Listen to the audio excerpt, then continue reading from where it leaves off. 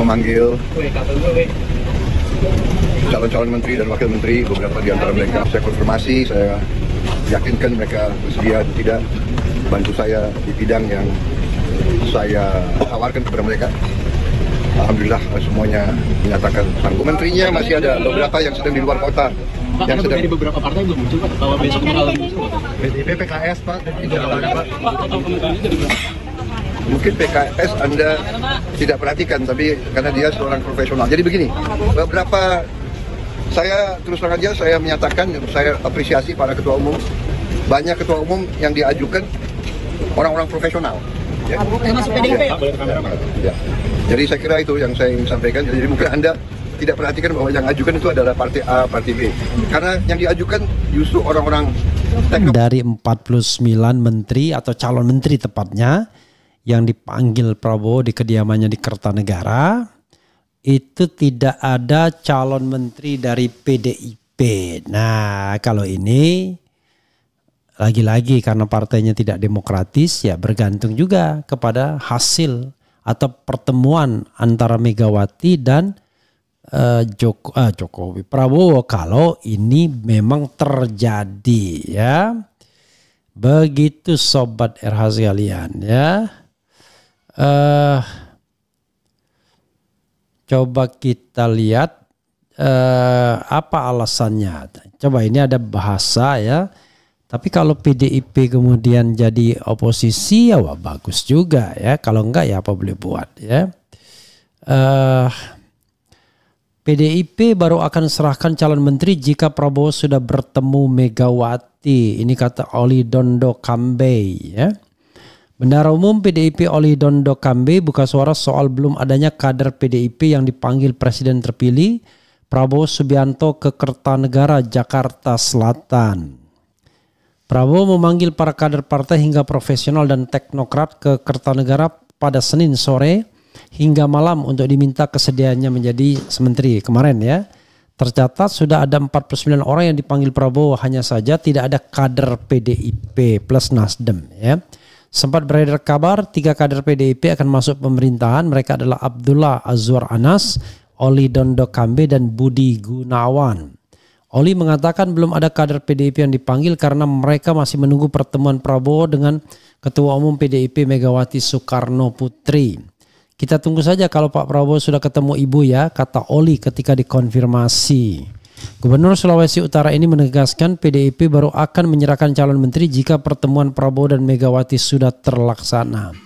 Ya, kalau Prabowo sudah bertemu Megawati, jelas Oli. Dinamika pertemuan Prabowo dan Megawati. Prabowo dan Megawati direncanakan akan bertemu pada 17 Oktober atau bertepatan dengan hari ulang tahun Prabowo yang ke-73 tahun. Namun belakangan muncul kabar bisa jadi pertemuan ini batal terlaksana.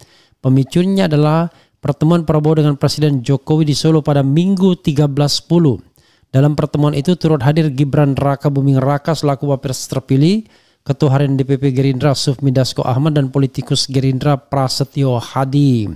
Ketua DPP PDIP Said Abdullah menanggapi isu pertemuan Prabowo dan Megawati yang bisa jadi batal karena Jokowi. Ia tidak ingin berspekulasi. Itu artinya kalau itu yang terjadi batal, masa kita kemudian akan menembak Pak Jokowi?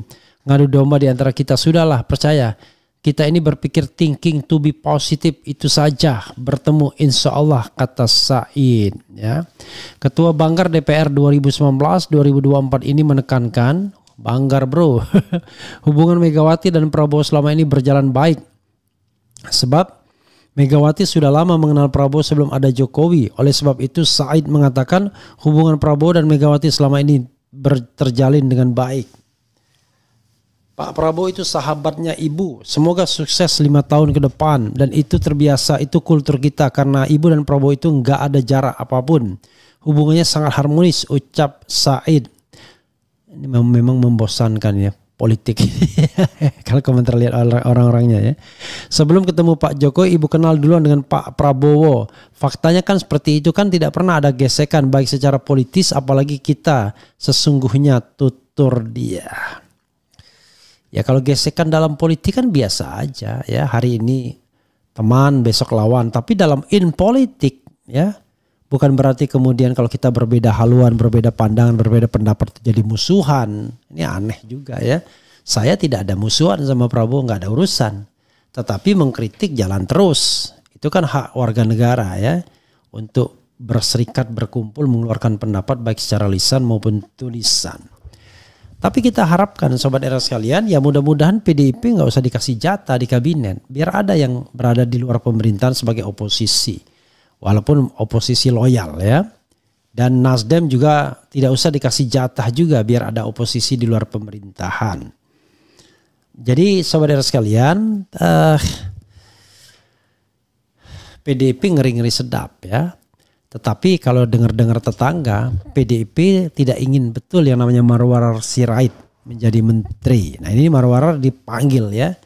Jadi mereka dendam sama dua orang yang berbelok arah, Marwarar Sirait, ya anak Sabam Sirait, ya putra dari Sabam Sirait, tokoh PDIP, dan yang kedua adalah Budiman Sujatmiko. Tapi kalau Budiman Sujatmiko ya bisa dianggap PDIP kos-kosan lah, karena sebelumnya dia pendiri Partai Rakyat Demokratik ya, dulu partai dalam spektrum kiri.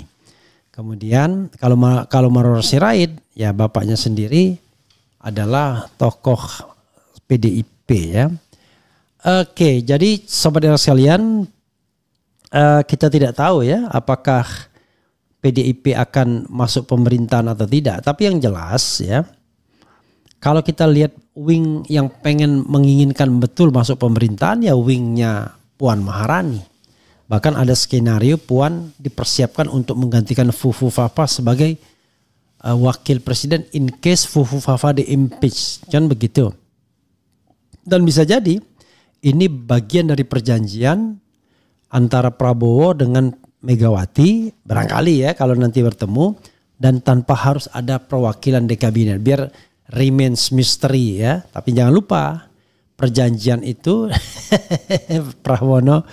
Prabowo pernah merasa dikhianati dengan perjanjian dengan Megawati, itu perjanjian batu tulis. Dalam politik ya begitulah, tidak ada teman yang abadi, tidak ada lawan yang abadi, yang ada adalah kepentingan. Jadi sobat era sekalian, secara de facto benar belum ada pertemuan antara Megawati dan Prabowo sehingga tidak mungkin akan ada menteri PDIP yang dipanggil. Itu udah one thing for sure. Tapi kalaupun ada pertemuan belum tentu juga ada kesepakatan. Baik itu kan berarti tidak mengharamkan perbedaan visi dan misi, apalagi partainya berbeda. Visi PDIP dan Gerindra beda itu ya wajar karena mereka adalah partai politik yang memiliki kemandirian masing-masing kan. Begitu sobat era sekalian. Coba kita bacakan komentar sobat era sekalian ya. Pak Refli itu pentolan Banser dipertahankan jadi menteri kah Gus Ipul? Kan udah dipanggil. PDIP harus ya oposisi. Hari ini jam 2 kata Wowo ada panggilan lanjutan menteri-menteri berikutnya. Bayangkan berapa menteri. Ada yang dipanggil sudah 49. Dari 49 itu nanti yang kecewa pasti ada ya. Salam keren cadas Bung Refli Harun. Bang Refli kenapa nggak pernah bahas Fufu Fafa lagi? Oh rasanya bahas ya. Cahyono welcome to keren ya. Kemudian Hari Nur Hasan, Mr. P cari aman agar lancar tanggal 20 dilantik jadi presiden. Pak Wowo dari dulu nggak ada masalah dengan Bu Megawati, yang bikin kru adu domba di Mulyono. Buzzer ya. PDIP harus oposisi, nggak usah masuk kabinet Fufu Fafa. Bang Refli Harun undang dokter detektif istri Teguh Nasrullah yang sedang sangat viral membongkar skincare lokal milik influencer dengan kandungan abal-abal dan overclaim yang merugikan masyarakat. Is it? Nanti kita lihat ya. Jadilah mengkeratak kritik dah sudah dah. Oke, apa?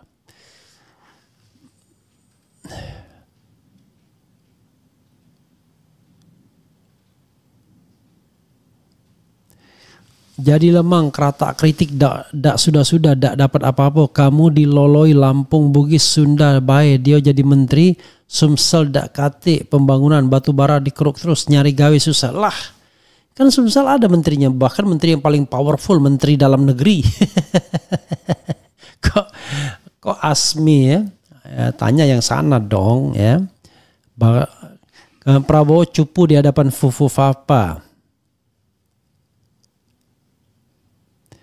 Pak Refli yang terhormat, kami ingin gabung di acara TPTA. Di mana daftarnya? TPTA itu apa ya?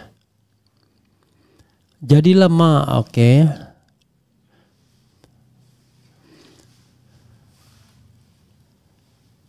Prabowo cuma berani di kandang Gerindra. Oke, apa lagi ya? Apa ini? Silakan dicoba main di IB88 dijamin gacor. Ini apa nih? Jangan-jangan ada iklannya judi online ya. Saya nggak pernah tertarik dengan yang begituan. Main game aja nggak tertarik saya. Apalagi main judi online ya. Cina versus Indonesia, ayo kita pasti menang. Bang Refli, pemerintahan Prabowo banyak menteri buang-buang anggaran korupsi merajalela, rakyat menjerit ya. Dilihat dari Menteri Wowo yang fufu-fafa banget, sepertinya para tokoh oposisi pengkritik akan semakin menderita di zaman Prabowo, bahkan lebih parah dari Mulyono karena rekam jejak Wowo yang bagian dari Orba yang nggak apa-apa. Kan menderita itu dalam pengertian apa? Menderita dalam pengertian nggak makan, nggak juga. Kalau tidak dapat jabatan ya memang kita sudah mentahbiskan diri, nggak akan menerima jabatan apapun, ya kan? Menteri PDIP udah pada jadi gubernur juga. Ada yang di DPR, jadi gimana mau ada di kabinet, dibohongin aja PDIP, nggak mau, apalagi dicurangin ya. Oke, Refli Harun, iklan judol diblok aja biar tidak komen di sini. Oke, begitu ya.